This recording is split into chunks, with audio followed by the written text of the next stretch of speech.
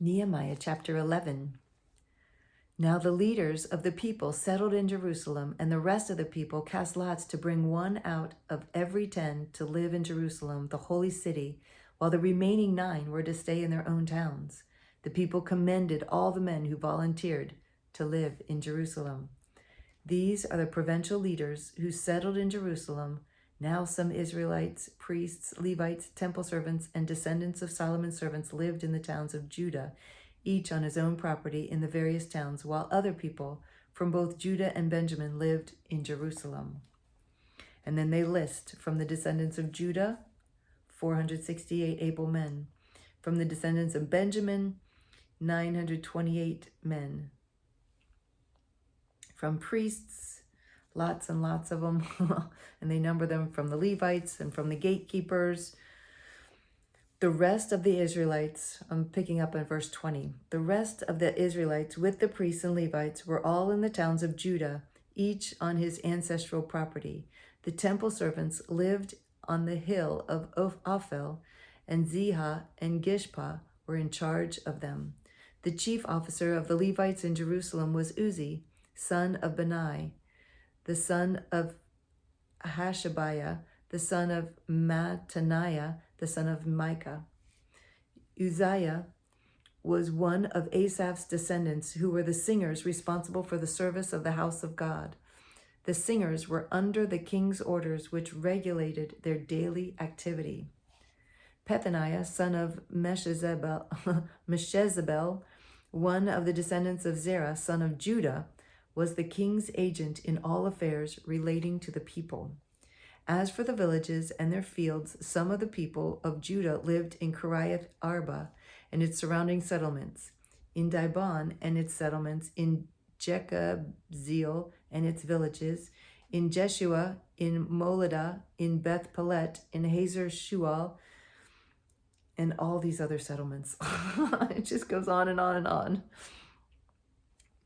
Yeah, it just finishes the chapter 11 with where all the people lived. In chapter 12, these were the priests and Levites who returned with Zerubbabel, son of Shealtiel, with Jeshua. And we list a bunch of people. These were the leaders of the priests and their associates in the days of Jeshua. The Levites were Jeshua, and they list all of them, who together with his associates was in charge of the songs of thanksgiving. Bakbukiah, verse 9, and Uni, their associates, stood opposite them in the services. Okay, and so now we're listing the heads of the priestly families through verse verse 22. The family heads of the Levites in the days of Eliashib, Johidah, Johanan, and Jaddua, as well as those of the priests, were recorded in the reign of Darius the Persian. The family heads among the descendants of Levi up to the time of Johanan, son of Eliashib, were recorded in the book of the Annals. And the leaders of the Levites were Hashabiah, Sherebiah, Jeshua, son of Kadmiel, and their associates who stood opposite them to give praise and thanksgiving, one section responding to the other, as prescribed by David, the man of God. Mattaniah, Bakbukiah, Obadiah, Meshullam, Talmon, and Akub were gatekeepers who guarded the storerooms at the gates. They served in the days of Joachim, son of Jeshua, the son of Jozadak, and in the days of Nehemiah, the governor, and Ezra, the priest and scribe. Verse 27, at the dedication of the wall of Jerusalem, the Levites were sought out from where they lived and were brought to Jerusalem to celebrate joyfully the dedication with songs of thanksgiving and with the music of cymbals, harps, and lyres. The singers also were brought together from the regions around Jerusalem, from the villages and the Netophathites, from Beth Gilgal, and from the area of Geba and Asmaveth, for the singers had built villages for themselves around Jerusalem. When the priests and Levites had purified themselves ceremonially, they purified the people, the gates, and the wall. I had the leaders of Judah go up on top of the wall. I also assigned 2 large choirs to give thanks. One was to proceed on top of the wall to the right toward the dung gate. Hoshea and half the leaders of Judah followed them, along with Azariah, Ezra, Meshullam, Judah, Benjamin, Shemaiah, Jeremiah, as well as some priests with trumpets, and also Zechariah, son of Jonathan, the son of Shemaiah, the son of Mattaniah, the son of Micaiah, the son of Zachar, the son of Asaph, and his associates, Shemaiah, Aziel, Milai, Gilalai, Mai, Nethanel, Judah, and Henai, with musical instruments prescribed by David, the man of God. Ezra, the scribe, led the procession. At the fountain gate, they continued directly up the steps of the city of David on the ascent to the wall and passed above the house of David to the water gate on the east. The second choir proceeded in the opposite direction. I followed them on top of the wall together with half the people, past the tower of the ovens to the broad wall, over the gate of Ephraim, the Jeshanah gate, the fish gate, the tower of Hananel, and the tower of the 100, as far as the sheep gate. At the gate of the guard, they stopped.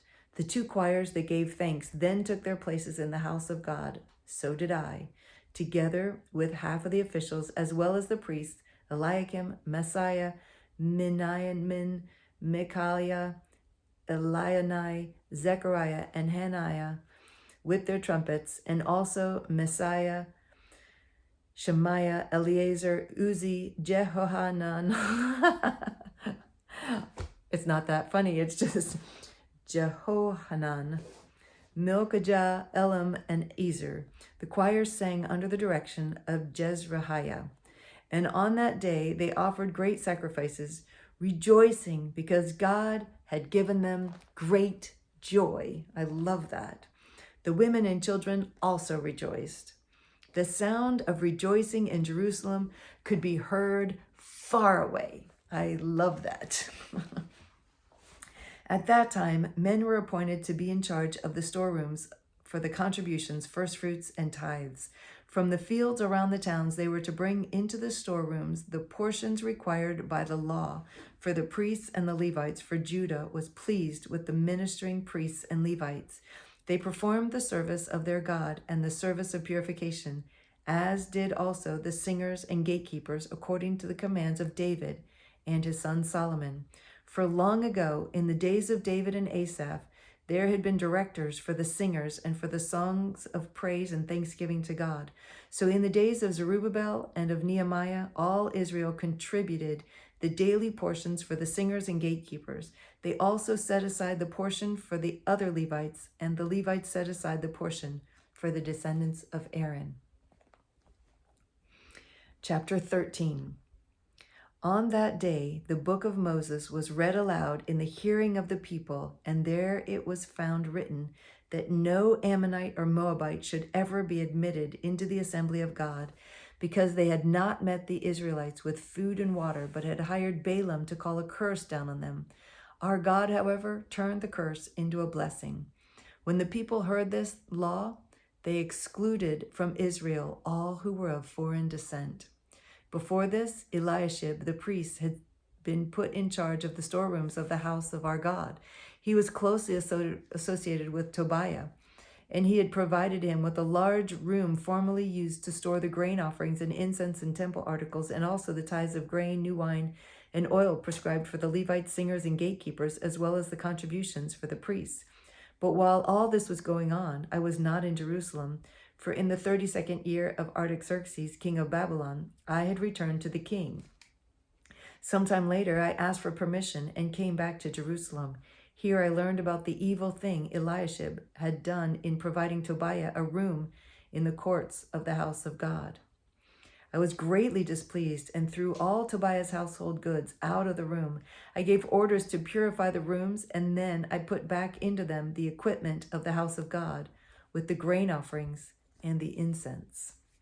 I also learned that the portions assigned to the Levites had not been given to them, and that all the Levites and singers responsible for the service had gone back to their own fields. So I rebuked the officials and asked them, Why is the house of God neglected? Then I called them together and stationed them at their posts. All Judah brought the tithes of grain, new wine, and oil into the storerooms. I put Shemaiah the priest, Zadok the scribe, and a Levite named Pedaiah in charge of the storerooms, and made Hanan, son of Zachar, the son of Mattaniah, their assistant. Because these men were considered trustworthy, they were made responsible for distributing the supplies to their brothers. Remember me for this, O my God, and do not blot out what I have done, what I have so faithfully done for the house of my God and its services. In those days, I saw men of Judah treading wine presses on the Sabbath and bringing in grain and loading it on donkeys together with wine, grapes, figs, and all other kinds of loads. And they were bringing all this into Jerusalem on the Sabbath. Therefore, I warned them against selling food on that day. Men from Tyre who lived in Jerusalem were bringing in fish and all kinds of merchandise and selling them in Jerusalem on the Sabbaths to the people of Judah. I rebuked the nobles of Judah and said to them, "What is this wicked thing you're doing, desecrating the Sabbath day? Didn't your forefathers do the same things so that our God brought all this calamity upon us and upon this city? Now you are stirring up more wrath against Israel by desecrating the Sabbath."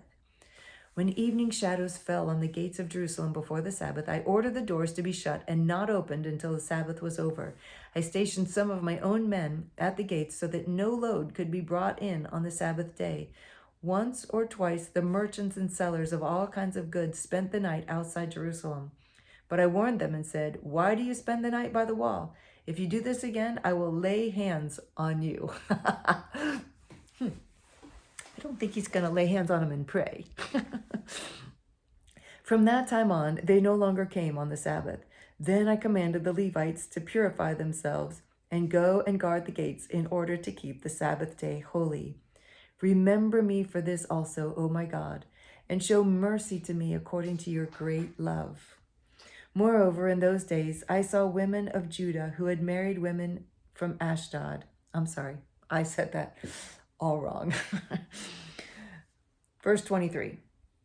Moreover, in those days, I saw men of Judah who married women of Ashdod, Ammon, and Moab. Half of their children spoke the language of Ashdod or the language of one of the other people and did not know how to speak the language of Judah. I rebuked them and called curses down on them. I beat some of the men and pulled out their hair. Wow. I made them take an oath in God's name and said, "You are not to give your daughters in marriage to their sons, nor are you to take their daughters in marriage for your sons or yourselves." Was it not because of marriages like these that Solomon, king of Israel, sinned? Among the many nations, there was no king like him. He was loved by his God, and God made him king over all Israel. But even he was led into sin by foreign women. Must we hear now that you too are doing all this terrible wickedness and are being unfaithful to our God by marrying foreign women? One of the sons of Joiada, son of Eliashib, the high priest, was son-in-law to Sanballat the Horonite, and I drove him away from me. Remember me, O my God, because they defiled the priestly office and the covenant of the priesthood and of the Levites. So I purified the priests and the Levites of everything foreign and assigned them duties, each to his own task. I also made provision for contributions of wood and designated times and for the first I also made provision for contributions of wood at designated times and for the first fruits. Remember me with favor, O my God. That is the end of Nehemiah. Tomorrow we start Esther.